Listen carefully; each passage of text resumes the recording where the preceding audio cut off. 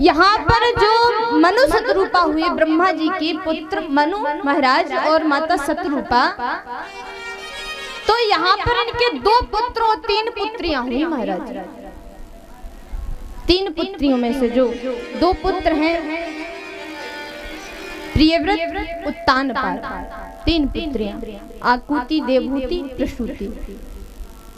आकुति रुचि प्रजापति के साथ ब्याही गई और देवहूति महाराज कर्दम्ब जी के साथ ब्याही गई। ये कर्दम्ब जी ब्रह्मा जी की छाया से उत्पन्न हुए, इसलिए ब्रह्मा जी के पुत्र हैं महाराज। और प्रसूति दक्ष प्रजापति को ब्याही गई है, जो सती इनकी पुत्री हुई।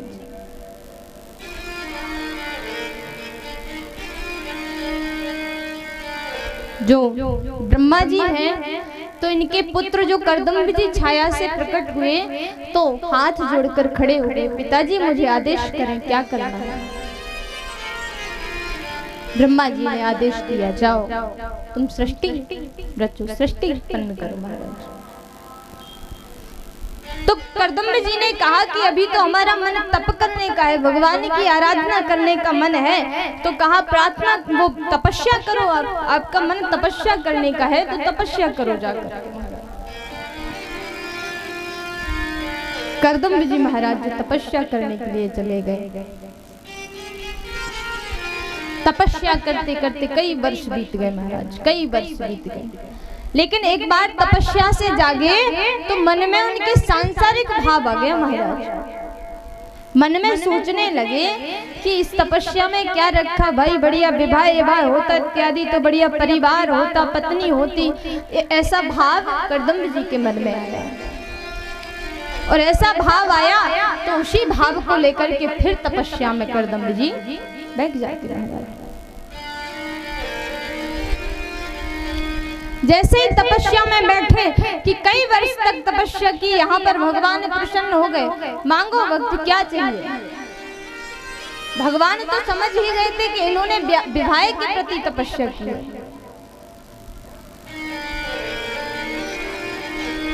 भगवान का दर्शन करते ही कर्दम्ब जी की जो लालसा विवाह के प्रति थी, संसार के प्रति थी, वो हट गई।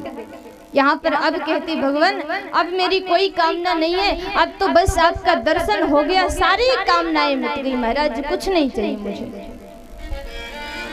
लेकिन भगवान कहते आपने विवाह के प्रति तपस्या की ना, तो फिर हमने आपके लिए एक वधू ढूंढ ली महाराज, और अब आप मना करोगे। और जैसे ही कहा भगवान ने ऐसा, तो कहने लगे कि जब भगवान आपने ढूंढी ली तो करवा तो क्या दिक्कत है।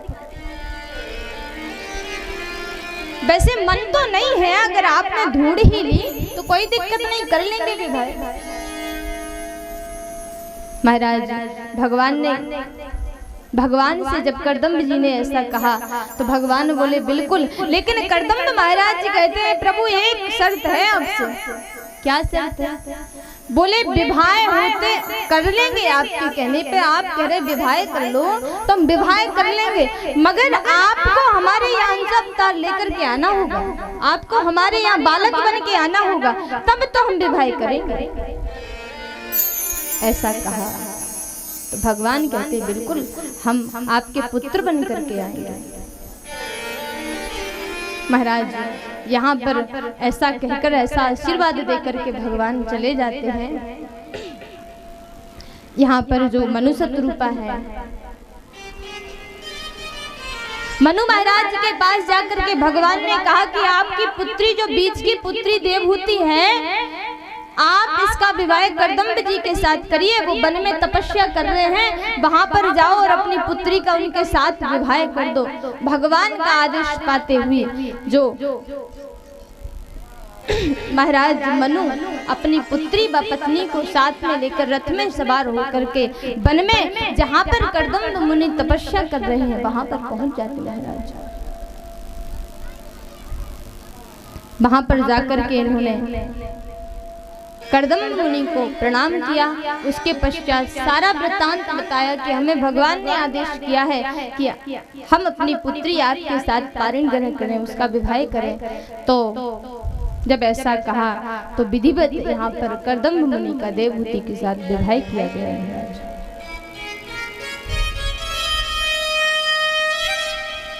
यहाँ पर जो मनुष्य रूपा है वो अपनी पुत्री का विवाह करके चले गए।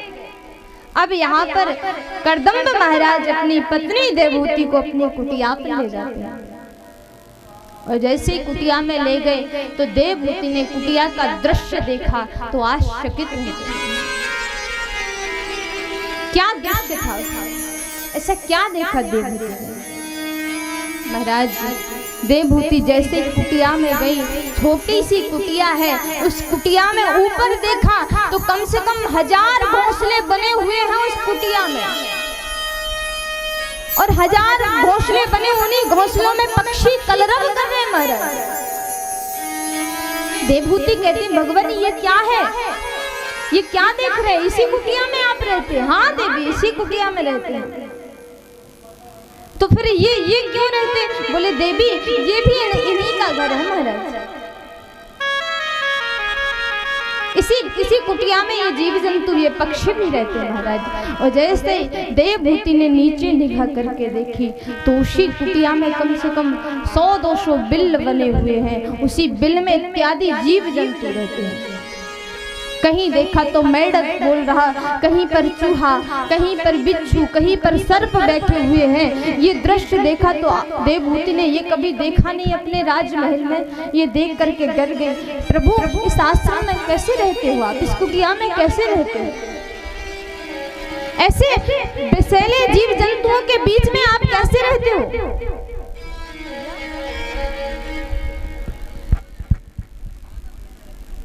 श्री राधे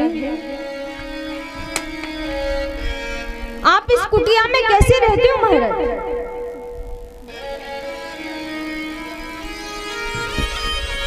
श्री राधे श्री राधे। लेकिन फिर वहीं पर देवहूति ने एक दृश्य और देखा। उस कुटिया के पीछे एक सरोवर है, एक तालाब है। उस तालाब में हिरण, सिंह इत्यादि जीव जंतु एक साथ जलपान कर रहे हैं महाराज। ये देखा, ये देख करके देवहूति समझ गई कुछ नहीं, ये हमारे पति की तपचर्या का प्रभाव है कि एकता से सब जीव जंतु यहाँ पर रह रहे हैं। यहाँ पर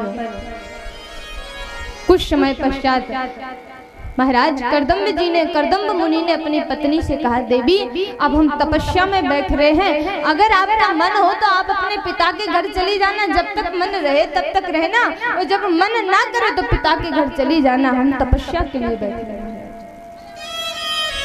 लेकिन देवहूति ने कहा बिल्कुल प्रभु आप बैठ जाइए। कर्दम्ब मुनि तपस्या में लीन हो गए महाराज। यहाँ पर देवहूति राजा की पुत्री होने पर भी उस वन में रहती अकेली, अपने पति की सेवा करती है, उसी वन के फलों को ग्रहण करती, पत्तों को खाती है और अपने पति की सेवा में लगी रहती है। कर्दम्ब मुनि ने 1 वर्ष नहीं, 2 वर्ष नहीं, 40 वर्ष तक महाराज तपस्या की। 40 वर्ष तक देवहूति अपनी पति की सेवा में लगी रही महाराज। 40 वर्ष तक उसी वन में रही और अपनी पति की सेवा करती रही।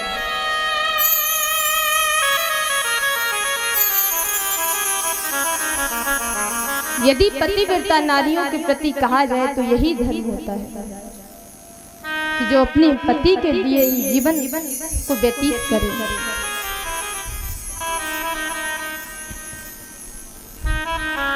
नारी ना कहो नारी नर की है खान नारी, नारी से नर प्रकट है नर से है पूज्य नारी।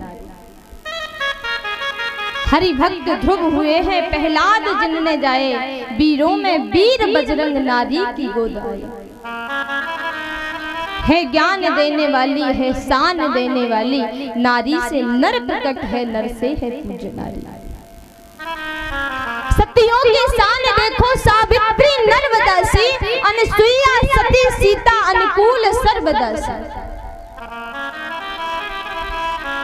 अनसुईया सती सीता अनुकूल सर्वनाशी। महाराज पतिव्रता धर्म यदि है तो इसी कारण सतियों का नाम देश विदेश में विख्यात हो गया, क्योंकि इन्होंने सतीव्रता धर्म को, पतिव्रता धर्म को पालन पूर्वक उसका पालन किया, धर्म पूर्वक पालन किया महाराज। इसलिए और आप इस चरित्र पर गौर दें महाराज। 40 वर्ष तक उस जंगल में न खाने के लिए न पीने के लिए उसी जंगल के वन के फलों को खाती है जो देवहूति माँ, और वही कभी फल नहीं मिलते तो पत्तों को ग्रहण कर लेती महाराज। कभी कभी तो भूखी ही रह जाती, पर अपने पति की सेवा में लगी रहती महाराज। जब 40 वर्ष पूर्ण हुए महाराज तो यहाँ पर करदम्ब ऋषि जागे, और जब करदम्ब ऋषि जागे उन्होंने एक बूढ़ी औरत को देखा।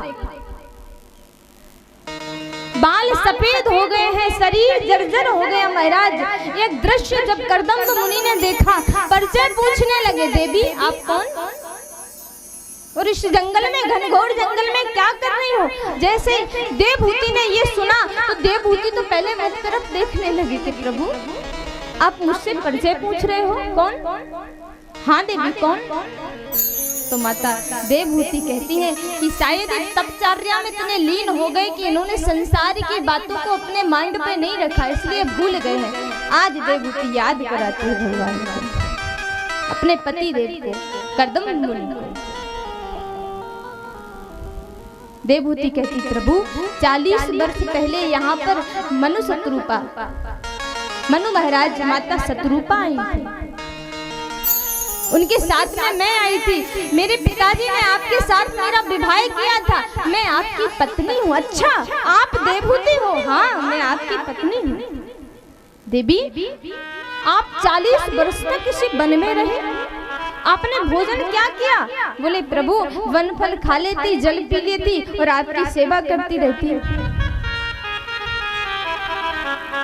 और देवी कभी कभी ये जब मौसम खराब होता होगा और यहाँ पर जब वृक्ष इत्यादि सूख जाते हैं, तब जो है फल इत्यादि तो होते नहीं होंगे, फिर क्या खाया। कहा स्वामी सूखे पत्तों को खा लेती, और कभी जब कुछ नहीं मिलता तो भूखे ही रह लेती थी। महाराज ये दृश्य देखा, ये सब सुना, करदम्ब जी ने आश्चर्य, बड़े प्रसन्न हुए। बाद देवी आपने अपने पतिव्रता धर्म को बड़े प्रेम से निभाया, बड़े नियम पूर्वक निभाया। करदम्ब महाराज प्रसन्न हो गए और यहाँ पर कहते देवी सामने देखो, और सामने देखकर अपने नेत्रों को बंद करो।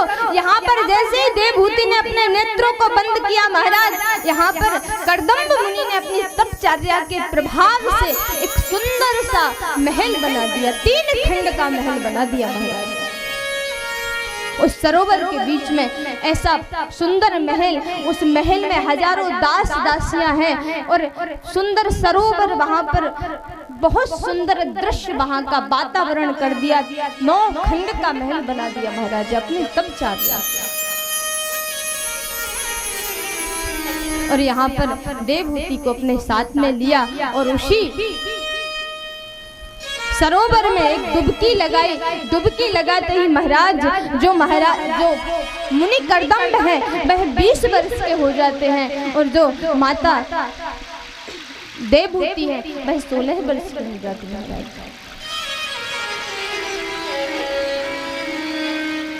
इनका जीवन गृहस्थाश्रम में बदल गया महाराज। यहाँ पर जो करदम्ब मुनि है, इन्होंने भगवान से कहा था कि आप तो हमारे घर पुत्र बन के आना होगा।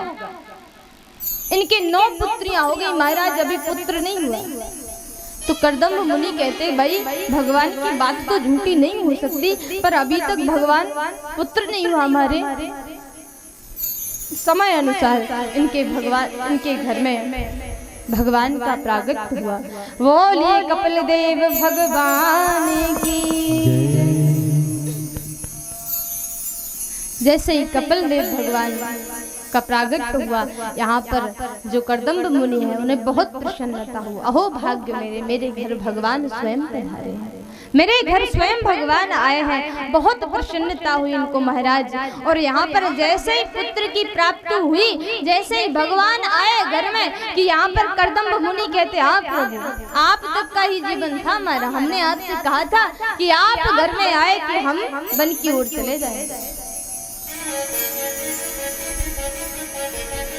और यहाँ पर कर्दम मुनि ने भगवान का ऐसा पूजन किया, पूजन करके सुंदर आसन पर बिठा करके भगवान को प्रणाम करके यहाँ पर कर्दम मुनि बन की ओर चले जाते।